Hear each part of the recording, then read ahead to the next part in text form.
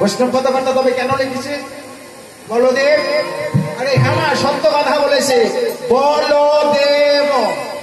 এবার সন্ধি বিচ্ছুত করুন, পেয়ে যাবে বলদেব। বলদেব একবারে বলছে বলদেব, ওটাকে সন্ধি বিচ্ছাদ করুন বলদেব। কৃষ্ণ নাম করে যে জন এই বাদিনীর ঘর থেকে বাহির হয়ে আসবে, তার পিছনে আমি শক্তি দেব, শক্তি দান করবো, অর্থাৎ বলদেব। এটাই গৌর হরি বল, হরি বল।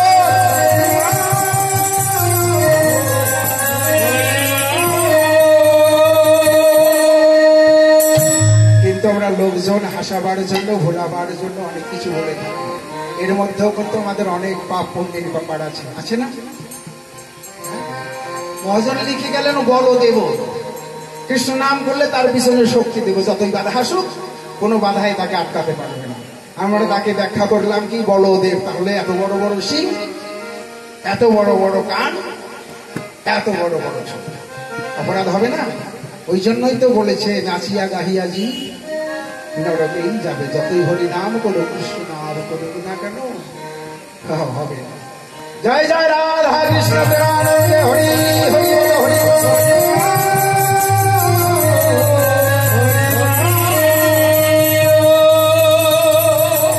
যখনই বলেছে বলদেব, কুটিলা জিজ্ঞাসা করলেন ও মা বলদেব, হ্যাঁ তার চরিত্র কেমন, আগে দেখতে কেমন তা জানি, তবে এটুকু শুনেছি। কি শুনেছি জানো? হ্যাঁ এই যাবে, এই দেবে যারে ধরে, এই দেবে যারে ধরে তারে আর ছাড়ে না, জানো? যারে ধরে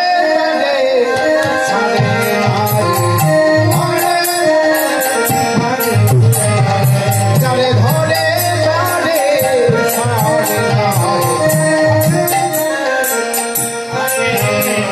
আমার যারে ধরে তারে আর, যারে ধরে না তারে ধরে,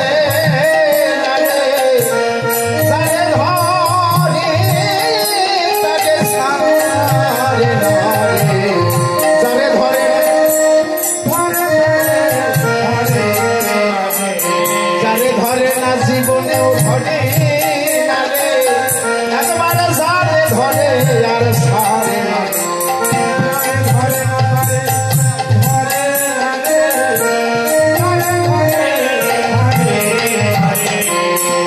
এমনি ভাবে ওর সঙ্গে কৃষ্ণ কথা আলাপিতে কৃষ্ণগন্ধ এলো না শিখায়, চলিতে না চলে পায় অবশ্য হইল গা, ঘরে গিয়া বলে দুটি পা।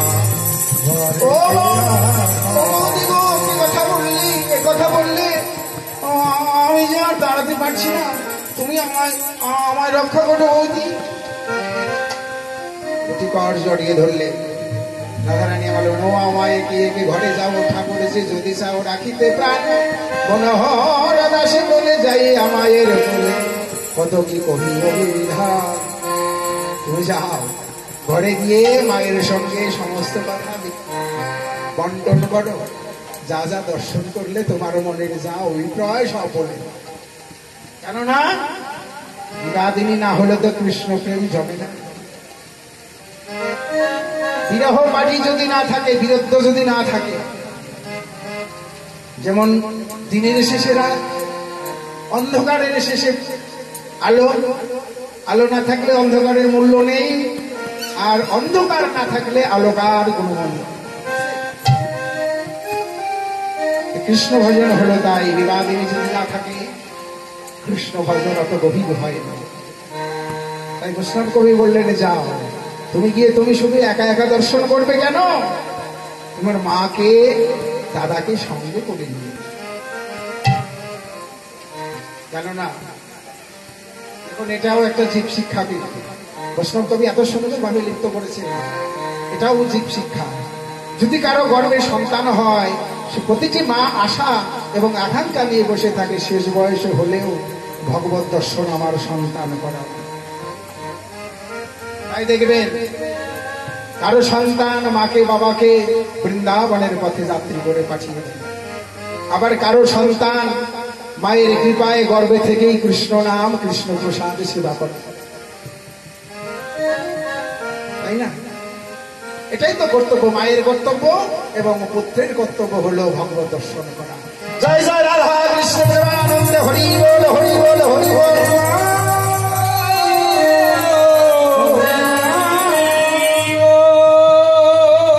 তাই কি করলেন, সঙ্গে সঙ্গে আর বিলম্ব করছেন না, বলছেন বৌদি আমি তো যাবো, কিন্তু আমার যে বড় বয়স, তোমার এখানে আছি বলে আমি সেব আছি, ভালো আছি, যদি পথে যেতে যেতে আমায় সেই দেবতা ধরে ফেলে তাহলে কি হবে? রাধারানী বললেন আমার কাছে মন্ত্র আছে কৃষ্ণ, হ্যাঁ কৃষ্ণ নাম করতে করতে তুমি যাও, যদি তোমার কোনো দেবল ধরে তখন তুমি আমায় বলো। কি করে হয়? কটিলা বললেন কি করে হয়? কৃষ্ণ নাম করলে তাই হয়? রাধারানী বললেন কেন ননদি, তুমি জানো না, তুমি শোনি? হ্যাঁ, কত ঘটনাবাদ, কত রাক্ষসীবাদ, গিরিগবর ধারণ, কালিয়া দমন ওই কৃষ্ণই করেছে। সেই হতে যত দেব দেবী, যত দস্য, যত ভূতবেদ সবাই কৃষ্ণ নাম করিলে দূরে সরে যায়, দূরে সরে যায়। এটা সত্য বলেছে, এটা শুনেছি, এটা সত্য। তাই যদি মানো, তুমি সত্য মনে করো, তাহলে কৃষ্ণ নাম করতে করতে যাও, বলো কৃষ্ণ কহ কৃষ্ণ, কৃষ্ণ কৃষ্ণ বলো মুখে। কৃষ্ণ কৃষ্ণ বলতে বলতে কুটিলা ঘরের দিকে গেলেন, আর এদিকে রাধারানী আমার কি করলেন, সখীগণকে সঙ্গে করে পুষ্পচায়ন করে সে বনের মধ্যে এসে সেই ভান দেবতার মন্দিরে অর্থাৎ সূর্য মন্দিরে বসে, যেই বসেছে সঙ্গে সঙ্গে তুলসী বললেন রাধে আমরা তো সূর্য মন্দিরে এসেছি, কিন্তু আমাদের পুরোহিত কোথায়, ব্রাহ্মণ কোথায়? ব্রাহ্মণ তো নেই। একথা স্মরণ করে সঙ্গে সঙ্গে বীরাবিন্দা আর দেরি করলেন, ব্রাহ্মণ আনায়নের জন্য ছুটে গেলেন মধুমঙ্গ। আর এদিকে গোবিন্দ আমার মধুকে বলেছে, মধুমঙ্গ বটু, ওরে বটু, প্রতিদিন তো তুই ব্রাহ্মণ এসে ব্রাহ্মণ সেজে পূজা করছিস, আজকের পূজাটা আমায় সাজিয়ে দে না, এবার তুই আমায় সাজিয়ে দে, আজকের পূজাটা না হয় আমি করব। তখন কি করলে, বটু সাজাতে লাগলেন। বসন পরাণের পুত্রে বললেন গোবিন্দ, হ্যাঁ গোবিন্দ, তোমায় ভালো করে সাজিয়ে দিচ্ছি, কিন্তু তুমি কিন্তু স্মরণে রেখো।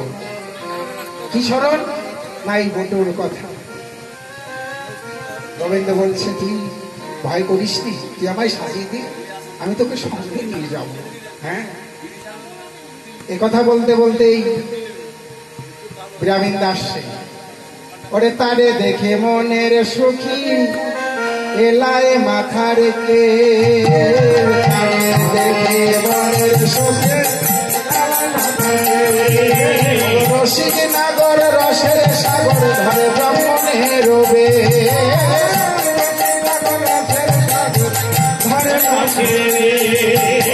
বলে পাঠা ভালে ফোটা পশা খুশি করে, ভালে ফোটা পোষা খুশি করে, সত্য পোষা মোটা কাঁসা কোটি হাতি পড়ে,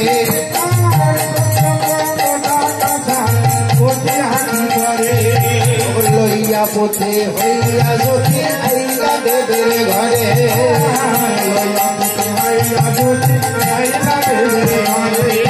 বোঝারে দক্ষ দেই খালি জোর মন ছন ছন করে,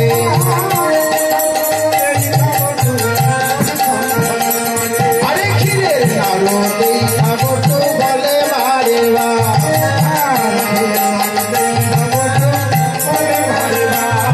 গোয়াইশ সবে বোঝা দিবে রইতে নারিয়া,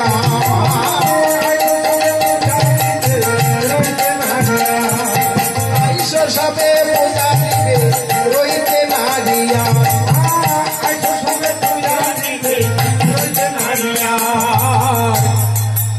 সবাইকে টেকে টেকে বলছে আর বিলম্ব করো না, হ্যাঁ পূজা দিবে কেন? বটু বড়, কোটো এবং লোভী, মানে এদিকে ক্ষীরের নাড়ু দেখেছে না, গোবিন্দ সেবার বস্তু দেখে আর লোক সম্বরণ করতে পারছে না গো, সবাইকে ডাকছে, বিলম্ব করে না, তোমরা এসো। সঙ্গে সঙ্গে সমস্ত সতীগণ এসে দাঁড়িয়ে বলছেন, বটু তোমার সঙ্গে কে গো? এদিকে কটিলা করছেন কি জানে, ওই যে কটিলা ঘরে গেল, ঘরে গিয়ে একেবারে মাকে আর দাদাকে সঙ্গে করে নিয়ে আসে, সঙ্গে করে নিয়ে আসছে। যে আসছে শেখর মহাশয় বৈষ্ণব পদকর্তা এক পাশে দাঁড়িয়ে এক সখীকে দাঁড়া করে রেখেছিল।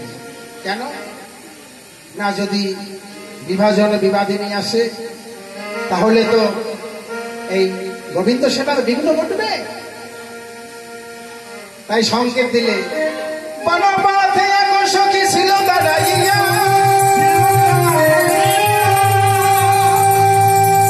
ওরে সবার সংবাদ দিল আয়ানে দেখিয়া,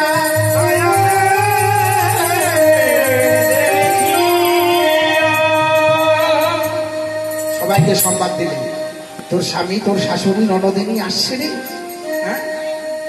একথা শুনে সঙ্গে সঙ্গে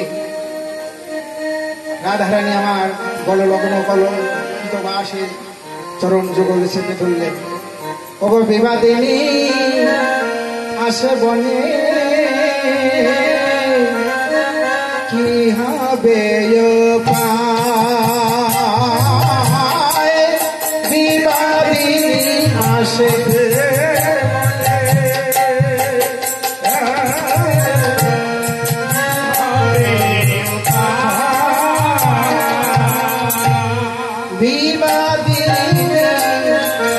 আসে বনে, কি হবে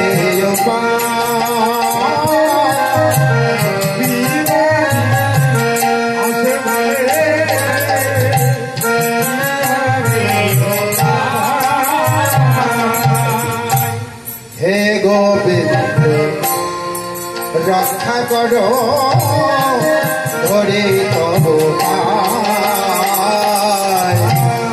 হে গোবিন্দ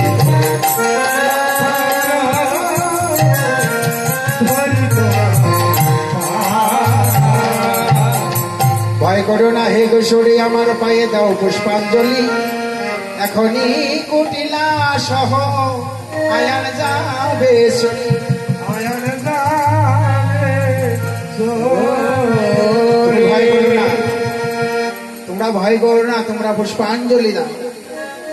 এদিকে শাশুড়ি ননদিনী নিয়ে এসে মণ্ডপে স্থাপন করলেন, বসলেন। যখনই জুড়ে বসছেন তখন রাধারানী আমার সঙ্গে সঙ্গে ভঙ্গি করে বলেছে ললিতাকে দিয়ে, ব্রাহ্মণ এসে বটু সঙ্গে আমার অনাদি আদি গোবিন্দ শোনাই শোনাই বলছে, হ্যাঁ গো এরে বটু, তুমি তো আমরা সবাই চিনি, বৃন্দাবনে বটু ব্রাহ্মণ রূপে ব্রাহ্মণ সন্তান জেনে আমরা সবাই যাই, তাকে দিয়ে পূজা করি, কিন্তু তোর সঙ্গে আজকে যে নতুন ব্রাহ্মণকে দেখছি একে তো আমরা চিনি না, বল না কে? আরে দাঁড়া দাঁড়া দাঁড়া, এই চরণ যুগল দুটি ধুইয়ে দে, জল নিয়ে চরণ ধোয়া। গোবিন্দ আমার সঙ্গে সঙ্গে সরে যাচ্ছে, এই দাঁড়াও দাঁড়াও দাঁড়াও, কি করছো? বলি কেন চরণ ধোয়াবো? ও তোমরা বুঝি জানো না, আমি নারী স্পর্শ করি না, হ্যাঁ আমি নারী মুখ দর্শন করি না, নারীকে স্পর্শ। ওরে বাবা, এরে বটু আজ আমার কেমন ব্রাহ্মণ নিয়ে এসছিস যে নারী দর্শন করে না, স্পর্শ করে না? হ্যাঁ গো, তো তুমি কোন কোন পণ্ডিতের শিষ্য গো? ও সেই কথা, আমি না, আমি জগৎ গুরু পণ্ডিতের শিষ্য। আছে তাহলে তোমার গোত্র? আরে আমার গোত্র যেই সেই গোত্র নয়, একবারে দৈবিক গোত্র, জানো? হ্যাঁ, জগন্ময় গোত্র, এই জগতে মঙ্গল করে থাকে বাবা। কিন্তু আমাদের সংশয় হচ্ছে, সন্দেহ হচ্ছে, কারণ তোমরা কি আমায় সন্দেহ করছো? হচ্ছে ভাই কি কেন? আর আমরা শুনেছি, এ আমার কথা নয়, শাস্ত্রে শুনেছি।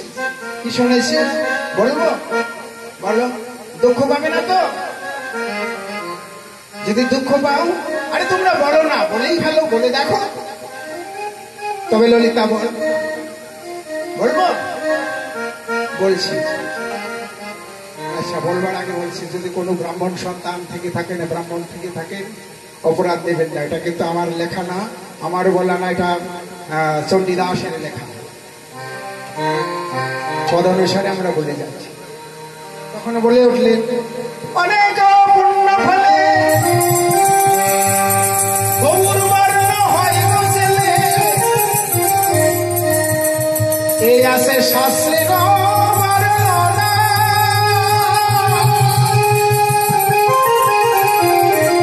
তুমি হলে ব্রাহ্মণের ছেলে, কালো হলে কোন বাবা হবে?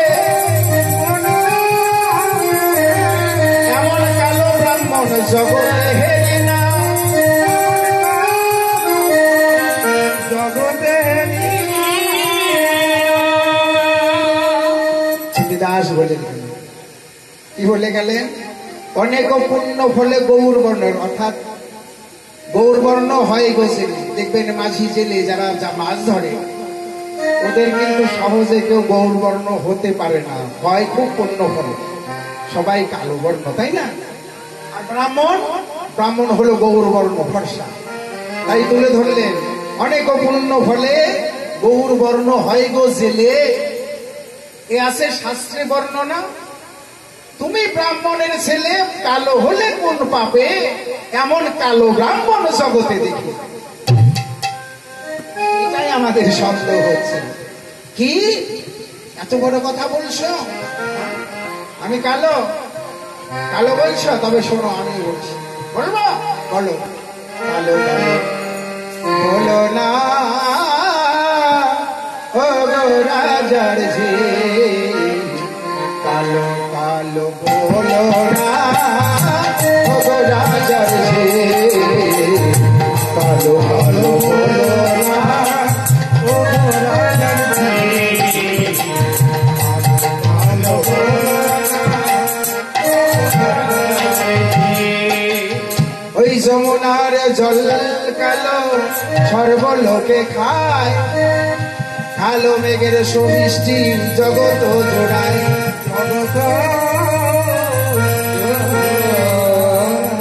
কালো যে বিধাতার সৃষ্টি, কালো কোকিলের সুর মিষ্টি,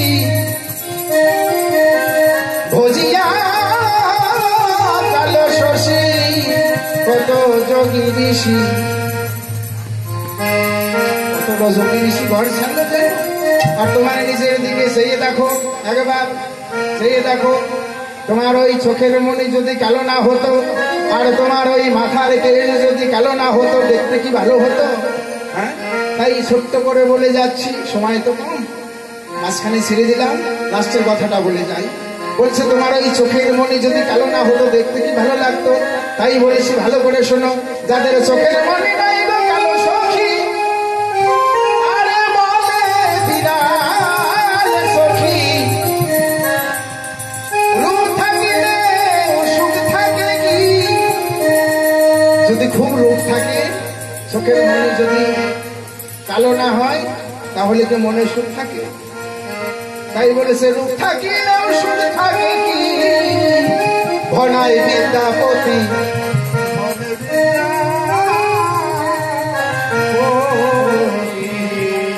আর বিলম্ব করো না, যা বলেছো আর বলো না। কালো যে জগতের আলো, তুমি নাকি জানো? তবে আর বিলম্ব করো না। যখনই এ প্রসঙ্গ ছেড়ে দিয়েছে, দর্শন করলেন কি মন্দিরে একেবারে আয়ান এসে উপস্থিত হয়েছে। আর তখন বিলম্ব না করে ধনী আমার করে জোরে বললেন, প্রভু এবার আমায় এবার রক্ষা করো। তাই কেন তখন ভানো হইয়া ফুলের ভিতর যায়, ফুলের ভিতর যায়, যখন যায় তখন তেমন কয় কথা ডয়।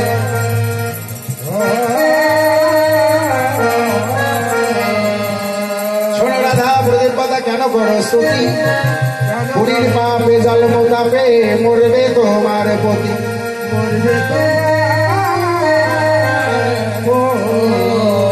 সঙ্গে সঙ্গে রাধারানী আমার বললে উঠলেন, ওগো পতি সতী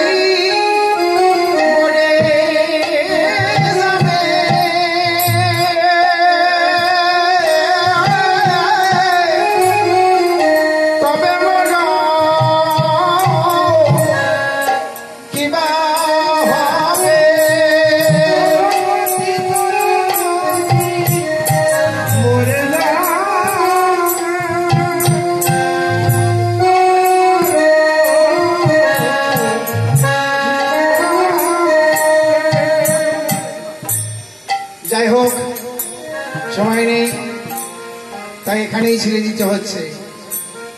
দেবতাকে করে জোরে, দেবতাকে তুষ্ট করে এবং দেবতার চরণে পুষ্পাঞ্জলি দিলেন।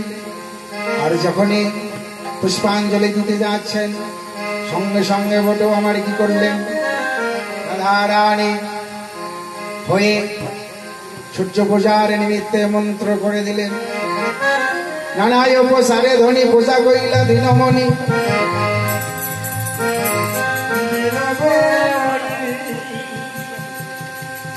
সঙ্গে সঙ্গে নানা উপচার দিয়ে পূজা করছে।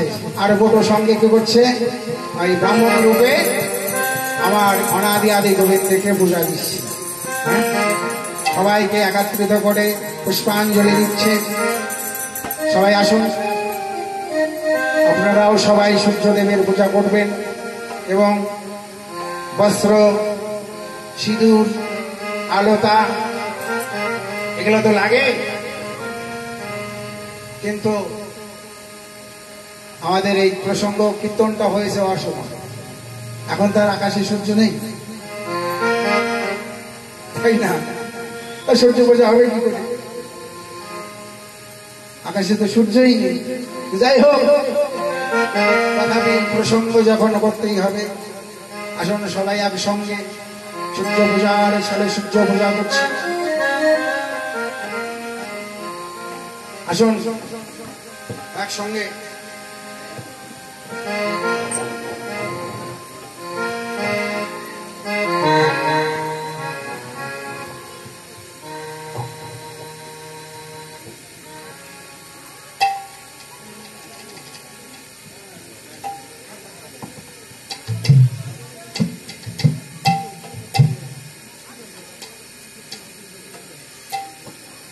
জয় রাধে, জয় রাধে। ও মায়েরা, সবাই একবার উলুধ্বনি দিবে।